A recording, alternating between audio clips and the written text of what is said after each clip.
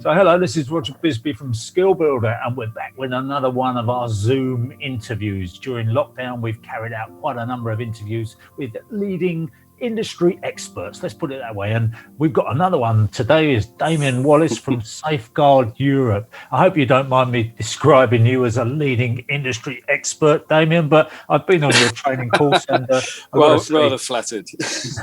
Well, it is. I've got to say, I've been on a lot of training courses over my career with Professional Builder magazine in particular. And I've got to say that your training course was one of the best I've been on, not only because I enjoyed the subject, but we also had a good laugh there, didn't we? So are you still running those training courses? Obviously not during lockdown.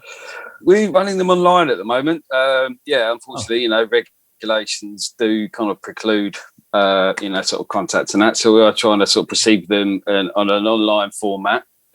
Frustrating as it is, because obviously there's nothing like actually getting to grips with the products themselves and sort of seeing them installed and kind of working out how they're used. Although many of our products are relatively simple to install, so kind of most kind of competent builders have got a good grasp of how they can be installed, suitably, with the right sort of steering and knowledge towards the right sort of use. I think. Yeah, I think the main thing that I kind of got from your course was about the analysis of a situation. In other words, you go into a building and somebody's got a damp issue, and it's a question of just working your way through a few of the options to try and narrow down what the cause is. Yeah, very much. You're right, sort of hitting the nail on the head. The biggest thing from it all is always kind of like analysis and understanding of the source is, because it could be more than one source of an issue. Understanding where the problem is, what you're actually looking at. Often too many people are kind of drawn into contact with a customer because the customer's been online, they've done their own bit of research, and they tell the builder what they want to use and how they need it treated, and actually really the contractor's got to go with an open mind, really, and sort of see what he can see before he engages in the work. So. Yeah. That's interesting. You should talk about an open mind, because, Bertrand Russell once said you can be so open-minded that your brains fall out. And I think there's some evidence of that when we when we look at the stuff we get, or the comments we get on the internet. And there seems to be this whole situation that's arisen around the rising damp in particular, I would say. Let's talk about rising damp. And we get comments from people saying rising damp doesn't exist. Rising damp is an invention. It was invented in 1965. How come the rest of the world doesn't get rising damp? Now, it's interesting. You said to me that you were shipping your products all around the world, and as a big demand for them. So obviously, we're not the only country in the world that gets rising damp. Rising damp. I mean, let's dig in. Let's get there. This is the bit I'm really trying to get to, the nub, Rising damp is a subject, and then there is the kind of the sort of the physical and chemical processes that happen, which are kind of fact. Capillary action. Yeah. So the movement of moisture through building material structure, usually sand form, so mortar courses, concretes, renders, etc., bricks. Which contain a certain amount of silicon content, which are in the form of sand, bound together by a paste. When that paste loses its water content, it leaves a tiny network of kind of capillary holes, which some are dead end, some are linked, rather random. Yeah. But what happens is the moisture is attracted by a process called hydrogen bonding. So the hydrogen molecules are attracted onto the surface of the sand content.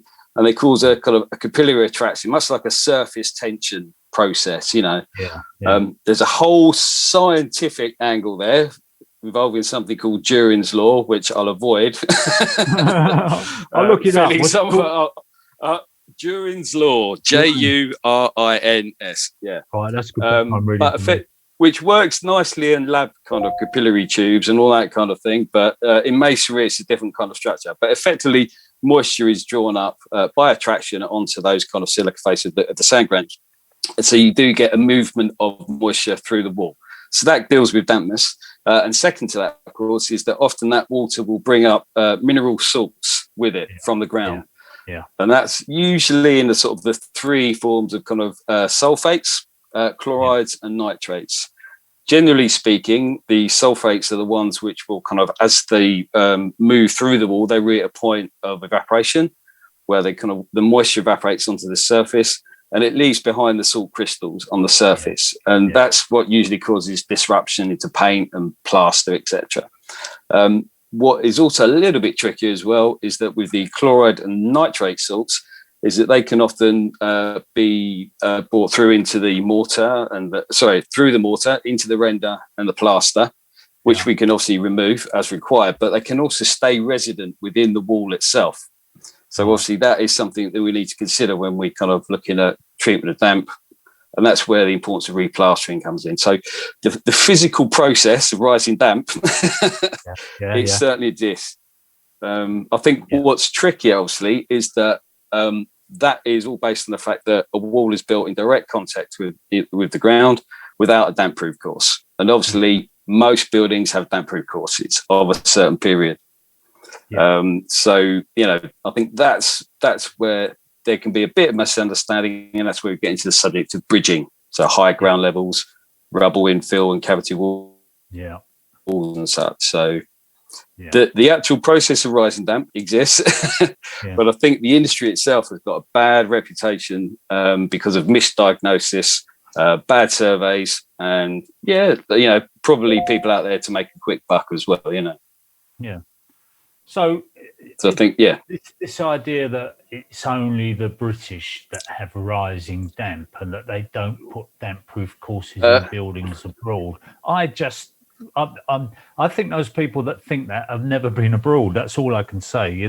We export into at least 18 different countries and we have a number of certificates for other countries where we've had to perhaps produce an equivalent to the BBA certificate in other countries, because they have Germany, for example, the WTA test is quite a strict, as you would imagine, German building, German engineering, quite a strict test to pass to be able to kind of Vorsprung-Dirk-Technik and all that. It's recognised in other countries that there is an issue with dampness in buildings, and they have their own test certificates in place to kind of make sure that products that we get into their country are kind of compliant with those tests as well. So it's kind of generally recognised.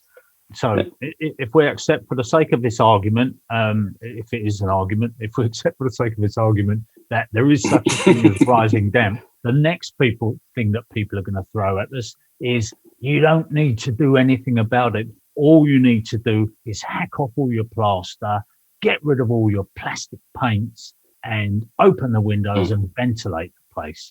Now, the problem I've got with that, I don't know what you think, and maybe I ought to ask you what you think first, but the problem I've got with that is that these buildings that they're talking about, sand and lime construction, buildings built without damp-proof courses, were built, say, before in the 1800s or whatever, and then damp-proof courses started to come in a big way at early 1900s and so on. My house being 1906, that's got a damp-proof course slate, which is very effective doing a job. But prior to that, we had 9-inch walls, solid walls without cavities. We had no damp-proof courses, but we had open fires in every room. So even though there was damp coming through the plaster, and we had lime plaster then, admittedly, there was damp coming through the plaster. It was being sucked, if you like, as it evaporated into the room. It was being sucked into the room by this constant draft you've got from the chimneys. Even in the summer, you got a draft from the chimneys. And a lot of it was just disappearing up the chimneys. So people didn't necessarily notice it. It was a gradual evaporation. But of course, people don't want to live in situations like that. They don't want to have an open fire in every room. They want central heating. They want to stop the drafts, and they want a fairly civilized, modern lifestyle. So as soon as you do that, you've got this problem. But people's solution to it is a Victorian. It's almost like saying, go back to the Stone Age. You've got a modern problem. The way to solve it is to go back to the old way of living, which is crazy because that's not how people want to live. So we have to find a way of solving it. And your chemical injection, I think, is a way of solving it. But people say, no, it doesn't work. Yeah. Sorry about that. No, no, no. You're absolutely right. I mean, I think this is something that we come across quite regularly with people like SPAB, Society of Protection of Ancient Buildings, Heritage England, etc., where there is a concern because, you're right. Obviously, people lived in those conditions. They recognise the effects of damp on people's health. And would kind of recommend dump, so there was kind of that kind of post-industrial revolution where they were kind of recognising the effects of dampness, much like we do now, rather, with condensation and black mold. Yes, absolutely. Because we have locked our buildings up tightly. Now we're getting health issues relating to black mold. So, there is this kind of notion that we should be improving buildings, even back then when they were building them, because they weren't always using great bricks, and they weren't, and there would be a lot of salt contamination. They were kind of built quickly, but they've just lasted a long time. So you're quite correct. In sort of modern conditions, we want double glazed windows, we want airtight properties, we want insulated properties, and it has an effect on the structure. But I think there is also a fear with many of the kind of the heritage people that there is a sort of what's the long-term effect of using things like chemical DPCs on structures. But equal to that is, well, what about the people that are living in these buildings? They don't want to be put up with damp walls, with kind of plaster peeling off, and all the other associated conditions. So we have this thing, we want to preserve the buildings, but we don't want to preserve the people in them. We're not worried about that. So long as the building, I mean, I've dealt with these guys in the past. Yeah, it's fine. Worked on listed buildings and so on. So everything's got to be replaced like with like. I'm thinking, well, if it didn't work in the first place, absolutely, why are we putting it back? Why aren't we using modern technology to try and improve those buildings, Because improve, but sympathetically. I think is the thing, as sympathetically as possible. But how sympathetic is putting a radiator on the wall in an old house? If you've got a house that's 200 years old and you stick a boiler on the wall and you stick radiators on it, that's not sympathetic, is it? That's not keeping the character of the building. But people are quite willing to do that. They're quite willing to say, well, look, we want a television. We want aerial on the roof. We want hot water, aerial on the roof. Absolutely. So it's an insane kind of logic to me. But people do get very, very. We talk about these people who make jumpers out of their big clippings and all the rest of it. Those heritage guys that and they are a certain type of person, but undoubtedly without maligning anybody unduly. Although I've already done it. No. But they are a certain type of person. And sometimes I think, oh, for goodness sake, give us a break. Plastic paints. Yeah, we know about plastic paints, but they work. Anyway. I think you are kind of right. There needs to be a kind of a meeting of minds, really, somewhere down the middle where a compromise can be achieved. And every structure is going to be slightly different, whether it's 9-inch solid wall, 18-inch cobbed stone, there's going to be differences, but it is just trying to be a bit and not shut doors, I think, to each other's, opinions and understanding. Yeah, I think that's true. And I've got to say I'm guilty of that to some extent because I kind of, people get polarized, because I've heard all these things like there's no such thing as rising damp, which I know is patently untrue. I tend to then go to the extreme camp on the other end, and I'm fighting this battle, which probably doesn't need to be.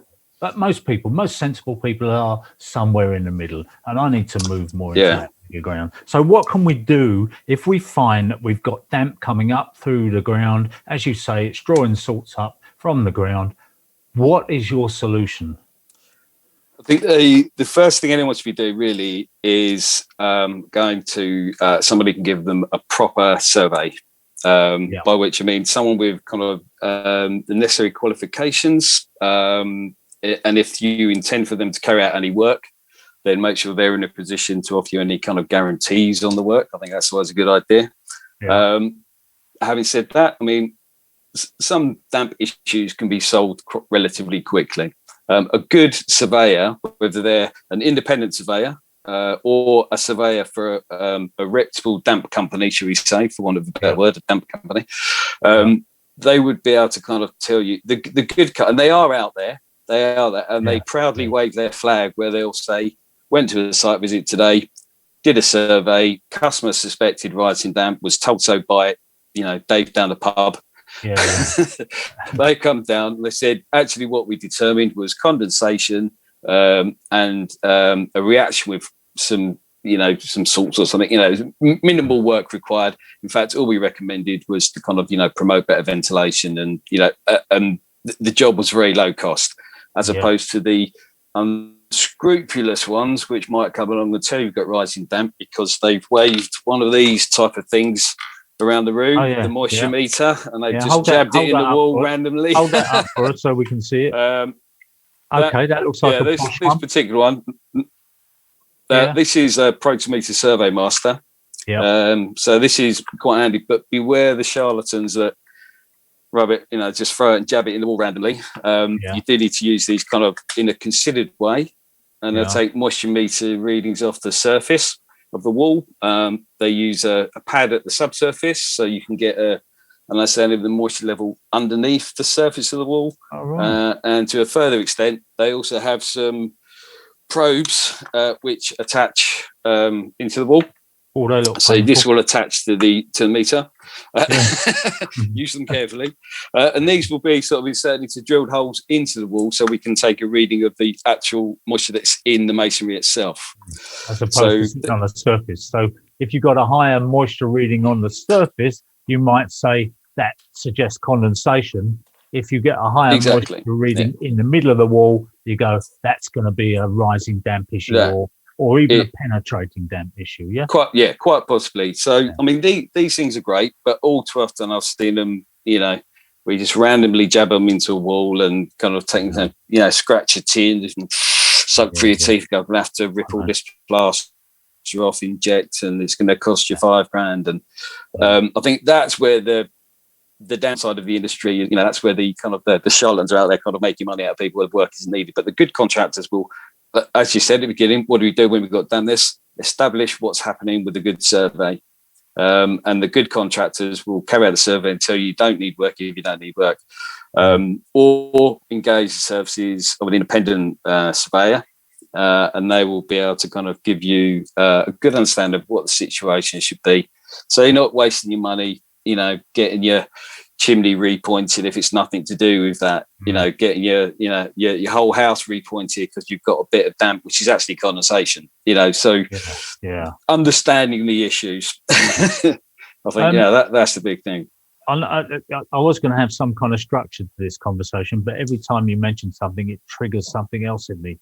And one of those things is that so many, this is the problem, isn't it? It's a sort of stream of consciousness conversation, but I remember going to so many houses where people have got a damp chimney breast in the bedroom, and they're baffled as to why that's happening. And obviously now what we try to do is we try to put a damp proof course in the chimney, don't we, just above roof level, actually build in.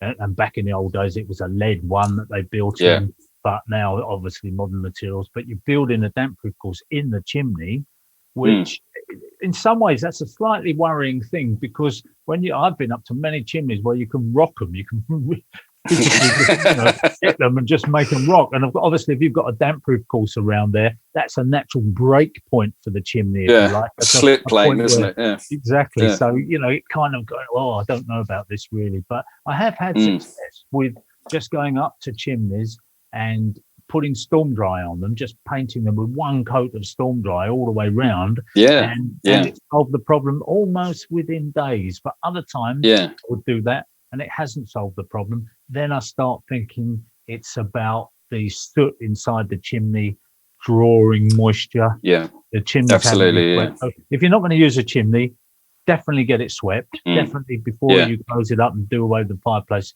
sweep it, but also ventilate it. Also keep some form of air going through. Absolutely. Right? Capping chimneys, making sure they're well pointed, well leaded, all the kind of the standard stuff that you would do as good practice with a chimney, and obviously making sure that your mortar courses are sympathetic to the structure. If it's an older building, as it's got a chimney, it probably is. Make sure that you're not putting in too high a cement content mortar. Because often we see that as well, where kind of the strength of the mortar is stronger than the actual masonry itself, and that causes issue itself. The BRE Good Repair Guides are a good reference point for that kind of work. But yeah, once that work's been carried out, you can then kind of protect your sterling efforts with a good coat of storm dry, and then as we've got sort of attestation for with BBA certification, 25 up to 25 years life performance from that as a masonry waterproofing on top. Yeah.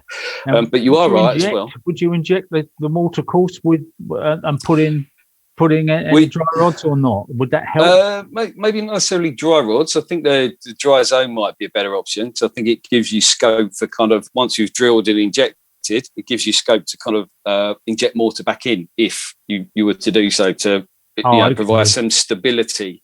I understand. So put the cream in as opposed to the rods, yeah?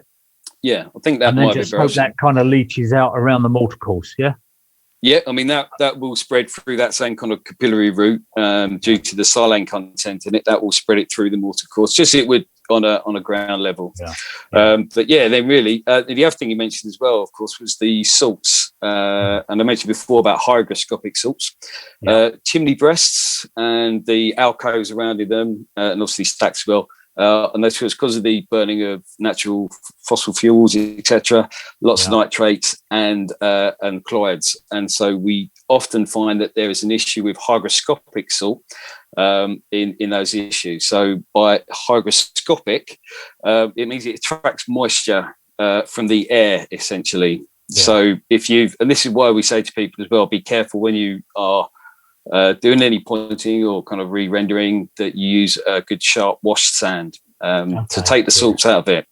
The salts can actually, so what you occasionally get is that somebody might have done a job where they've kind of done their replastering on a damp job, hacked it off, replastered to that 1 meter above DPC is absolutely fine, but they still get dampness above that level. And that is kind of where perhaps what's perhaps not happened is a proper survey has been carried out. There's not detected there's hygroscopic salts.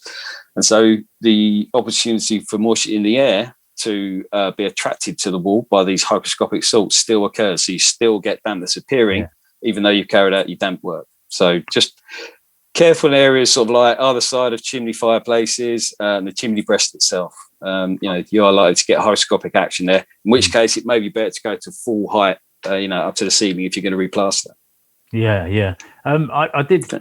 I was talking to a damp-proof contractor a few weeks ago, and he was of the opinion that there are salts in the air, and that when you get condensation landing on a wall, it deposits those salts on the wall, and then the salts are causing more moisture to be attracted to it. And I kind of didn't believe that. I thought that's something I've never. I mean, I'm not sure I've heard that explanation. No. I mean, certainly, I suppose if you lived very, very close to the sea, you might get some spray that would deposit into and a high salt into the, I don't know, gable end of an exposed wall or something like that.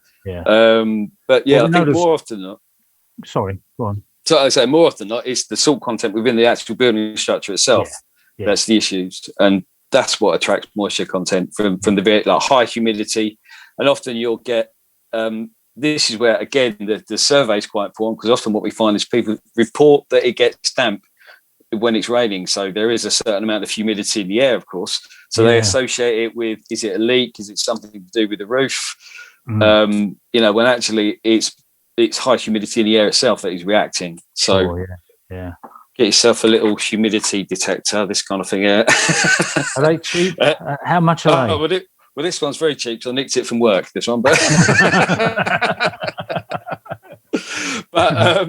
but yeah, I mean, there's plenty out there that you can order online, and it just gives you kind of, a way of kind of measuring the humidity. Just over my shoulder here, because I've got a few plants, so it helps me keep an eye on the humidity for those, but also very handy for, keeping an eye on the humidity levels in your own property, And what would we be looking at for a kind of ideal level, if you like? I mean, without getting too sort of fixated on it. I think the optimum is about 60% relative humidity and about 20 degrees, sort of, sort of air temperature, really. Okay, because obviously as the air temperature, as the air temperature goes up, the humidity would rise as well, wouldn't it? Because warm air will hold more moisture than cold air. So yeah, that's great. Yeah. So you've always got to know those two figures. You've got to know the temperature and the humidity, relative humidity, as they call it. Yeah.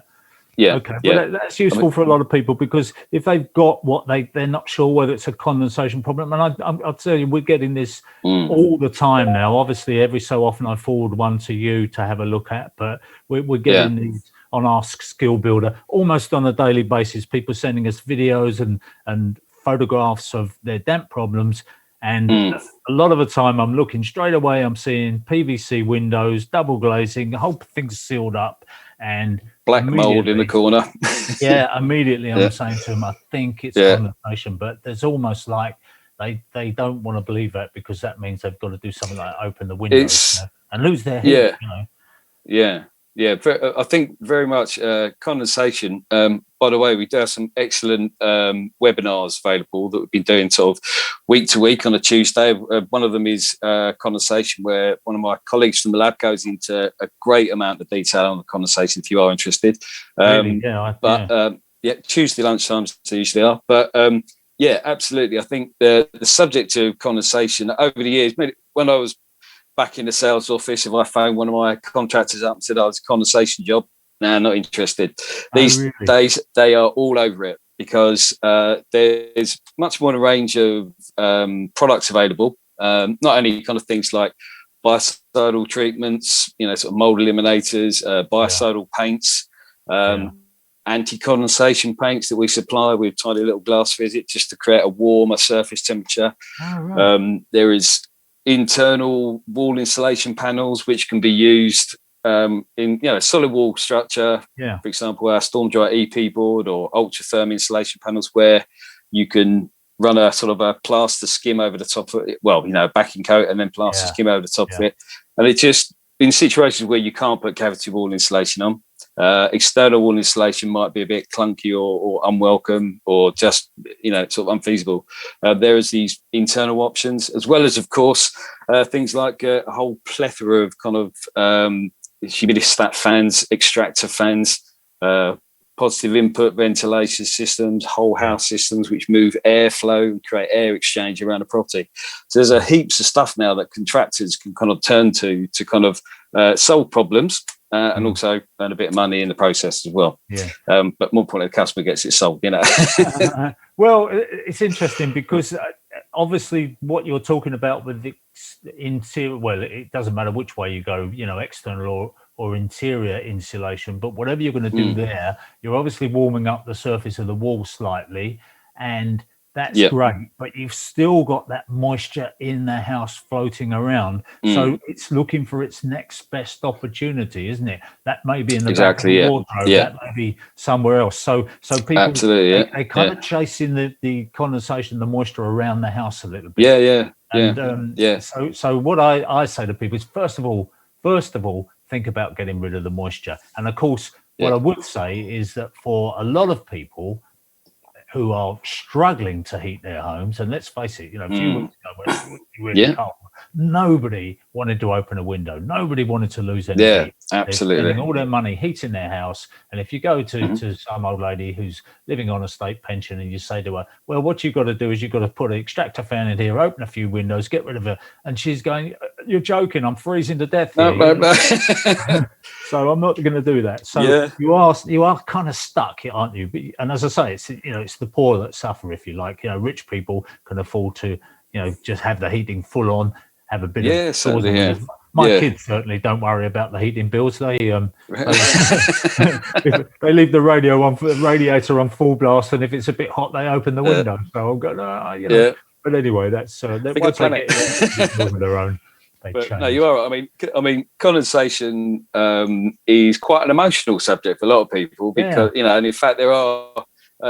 There's a specialist consultant lady, mold tutor, and her job is very much kind of liaising between people like tenants and housing associations, for example, or local authorities, where these guys might have gone back and forth to the same place every winter, the same issues. They do the anti-mold paint, they put a fan in, but the fan gets switched off at the fuse spur.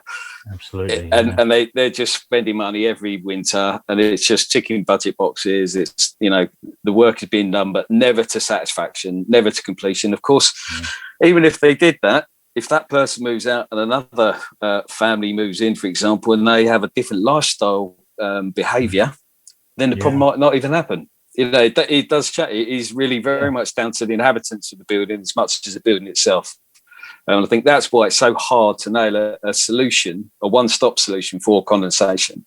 You know, you can stop capillary moisture, you can stop penetrating damp entering the structure, but with condensation, there's a whole bunch of factors that you've got to kind of adjust to get the right sort of balance, I think, you know.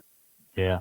It's interesting because, I you know, first of all, just say stop drying your washing on the radiators. You know, that's the first thing. But of course, if you're a mother with a couple of kids, 2 or 3 kids, and it's pouring with rain outside, you haven't got a tumble dryer, and the kids have got to you're a third floor. What are you going to do? What are you going to do? You know, you can't hang it all out the window. So it's really, really tough. I would say that. You know, and I mean, I would say that a lot of the time, the interest we get when we kind of do these webinars or any kind of training to do with the subject of condensation is from people like housing associations or, you know, local authorities, where they are looking for other solutions almost on a yearly basis. Come September, run up to October, you know, we get interest from people. Can you know, in the old days when we could go and do a presentation at their offices, we would do that, you know.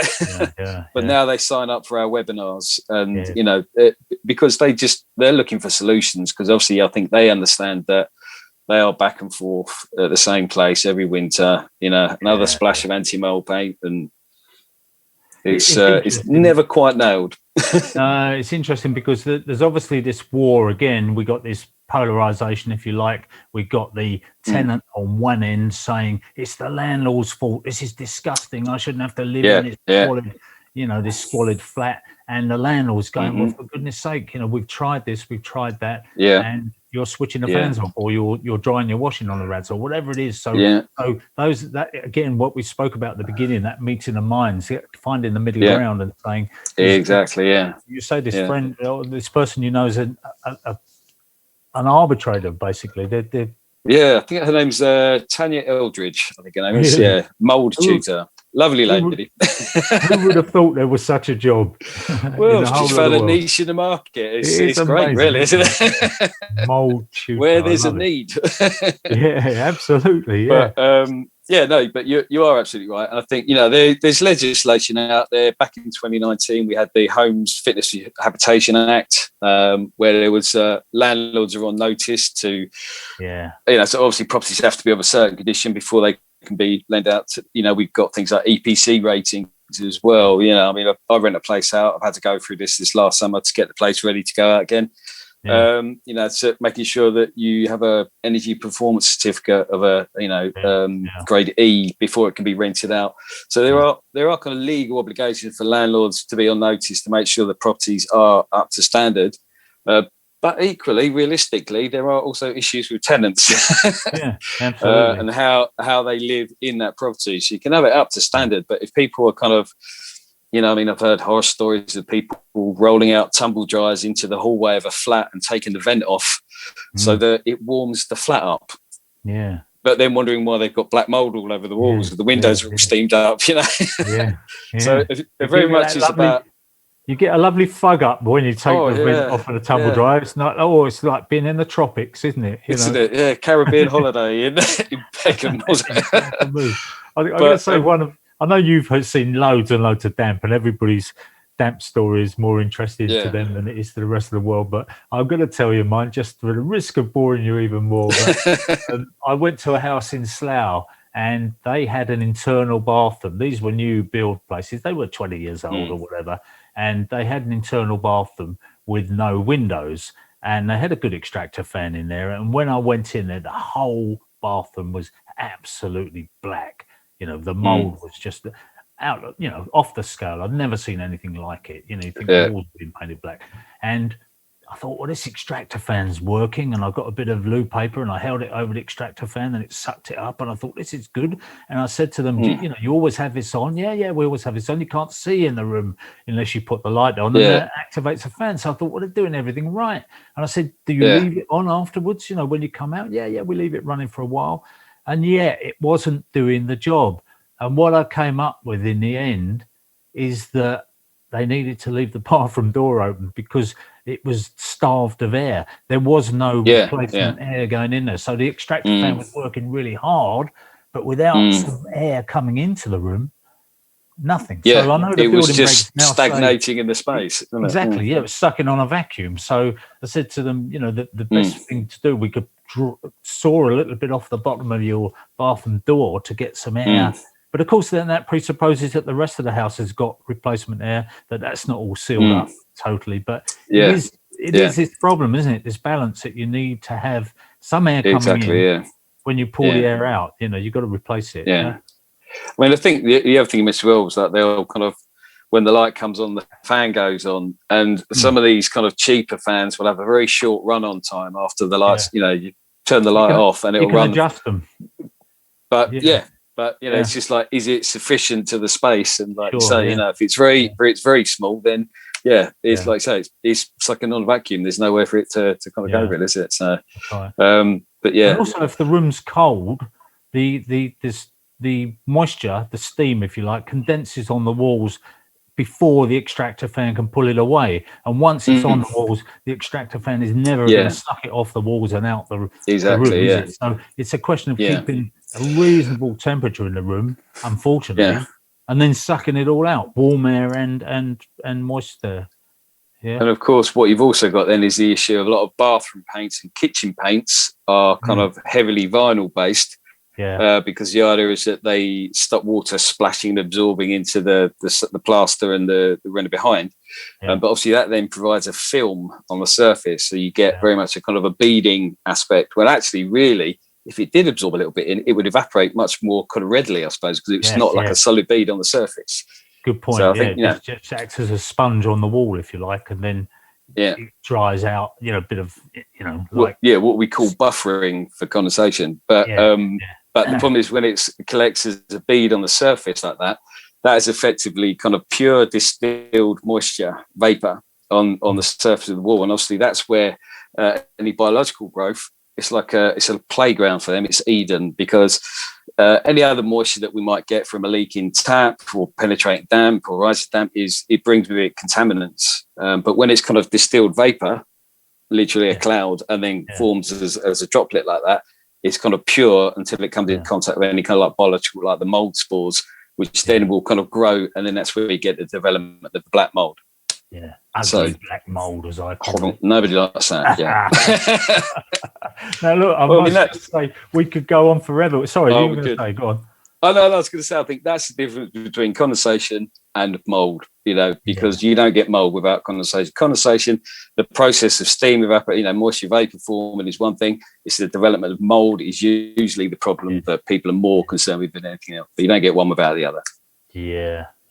I must just mention, we could talk forever, obviously, because there's a lot to cover. We haven't looked at basements. We haven't looked at all the other things, but I think that may be one for a separate... Another day. separate video on damp-proofing basements. But I just must mention Storm Dry, because, we have done some work with Safeguard Europe, and we have had some sponsorship for you. So I must declare that right now. But when we did the Storm Dry wall treatment, that wasn't a sponsored video. That was just us giving the product a try, and rather amazing results. But since then, I've had loads and loads of people. I was with some roofers the other day who said, mate, we use that stuff. We just go up, put it round the chimney, almost instantly solves the problem. People have said to me, I had a gable end wall that was soaking wet. I used it 2 or 3 days later. It was dry. They love it. They absolutely love it. It's cost an arm and a leg. Let's be fair. It costs a huge amount of money. Premium products, yes. Yeah, it is. It's a lot of money, and it makes people just wince. They go, what, 100 quid for a tub?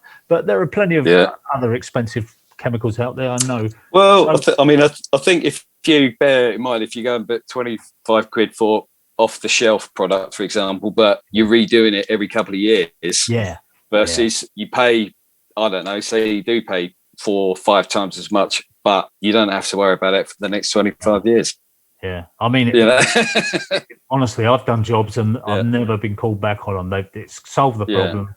The customers are happy and they don't really know. You know, if you say to them, look, it's going to cost you 300 quid for me to solve this problem, or have a go at solving it. They go, that's fine. You know, okay, so 100 quid of that is for the tub of stuff, but who knows? So it's great. I love it, but we do get people all the time on that video coming up saying, you vandals, what have you done to that building? You've given it the kiss of death. It's trapping in the moisture. And then we did a little experiment. Well, it was a demonstration to show that it doesn't trap in the water. I've seen all the test results from the various independent laboratories that say it has an absolutely negligible effect on the evaporation of moisture. They say that in all the tests. But still, we get people who believe it's some kind of plastic. And when the guy said, why are you putting PVA on the wall? I said, it's not PVA. It's not PVA. It's a siloxane. If it was going to be that cheap, it would have been SBR. But because it doesn't re-emulsify, PVA will massively emulsify. So that's just an absolute no. It's not a sealant. It is an emulsion. So effectively, the active ingredients, the silanes in there, are kind of suspended in this kind of white gloop, if you like, the mayonnaise that you see that goes on the wall, and that's just holding the product, the active, if you like, which means it's a carrier for the active ingredient. So when it's applied across the substrate, the business end of that recipe, if you like, is able to kind of absorb into the wall. And the emulsion part just sort of evaporates off and absorbs in. So in no way is it a sealant in the same way it might be an acrylic or a polyester or anything like that. It's, you know, I mean, we do have a product which is a kind of a hybrid paint, which is effectively a combination of silicon and a resin-based emulsion. That is another product if you want a paint finish, but with Storm Dry, no, it's completely not. In fact, we actually have the Storm Dry gauges. I don't have one on me, I'm afraid, I'm ashamed to say, but the little kind of tube-looking things, they look like a glass pipe, suspicious-looking glass pipe, but you seal them against the wall with a bit of mastic. You may have tried it yourself. I know. And they're called I think the original is sort of the actual name is kind of a Carston or Rylam tube, and they're used for measuring the absorption rate of water into substrates. Yeah. And we actually kind of sometimes have to use those, not to sort of necessarily measure the absorption rate, but to show people that it's definitely on the wall because it's holding back the water. So normally you would fill this tube up and it would absorb in, but with a Storm Dry treated wall, it just sits there doing nothing. And then they cry foul. And then these people that don't believe, they say, "Oh, you fixed that. That's a fake test you're doing there." Honestly, whatever you do, people they're always smelling a rat, aren't they? But as I heard once, don't feed the trolls. You know, you are going to get suspicious people. No, I can't resist it. I spend quite a lot of time writing great long.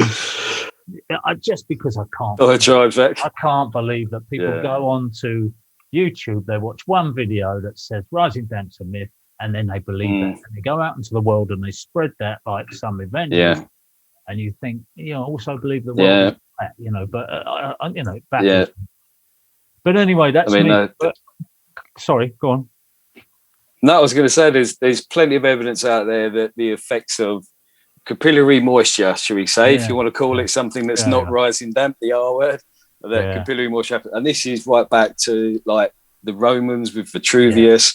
There's in 14th century Venice, they have a stone. Bear with me 1 second. I'm just checking my pronunciation. Kim and Jack or something, which is a stone. Yeah, Kim and Jack, like a white limestone that they excavate from nearby Croatia, and they use that as a kind of a line because it seemed to be impervious to moisture. So they use that as that's a damp-proof course that they put into Venice. Yeah. 14th century Venice. So there's lots of historical references to it. Yeah.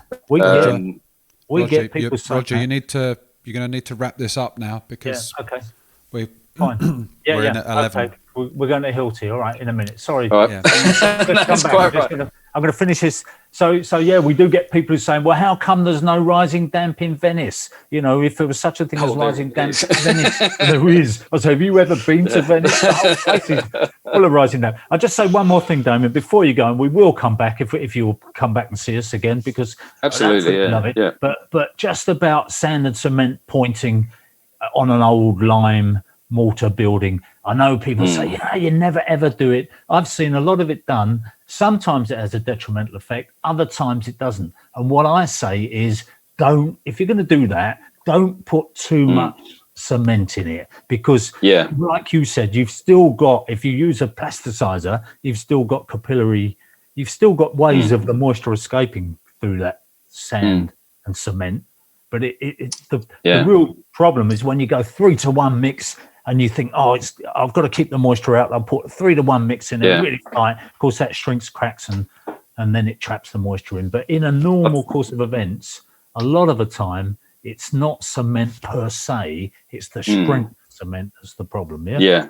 No, you're right. Yeah. And the other issue as well is the permeability of the mortar course itself. So if you do make it too tight and too close, the moisture will want to evaporate through the bricks as well as them. So really you want it kind of evaporating out bricks and mortar.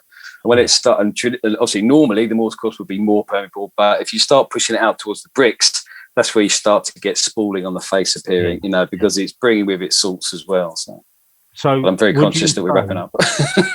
Would you say we should be using a National Hydraulic lime, say 3.5, to do the pointing with some sand, or not? Is that a better bet if it's an old lime building, or what? Yeah, I mean, I think I would probably refer to some of the, like I say, the BRE repair guides that are out there that give you kind of a bit of guidance on different mixes, because it will also depend on the type of brick that you've got there. Sort of make sure that it's sympathetic to the existing masonry, so that you're not kind of causing any additional issues. I think that's the main thing on it. Yeah. Okay. Brilliant. But certainly a lime mix. It's great to talk to you. Thanks a lot. We've got to rush. No, thanks again, Roger. We've got to talk to Hilti now. So brilliant. We'll come back to see you. Brilliant. We'll Excellent. Put some details on the screen where your courses are available. Yeah. Okay. That's great. Especially this webinar on lunchtime, Tuesday lunchtime. I'm up for that. I'm signing up for that one. Brilliant. Excellent. I'll let them know. Excellent. Cheers, Roger. See you. Bye-bye. Thanks a lot.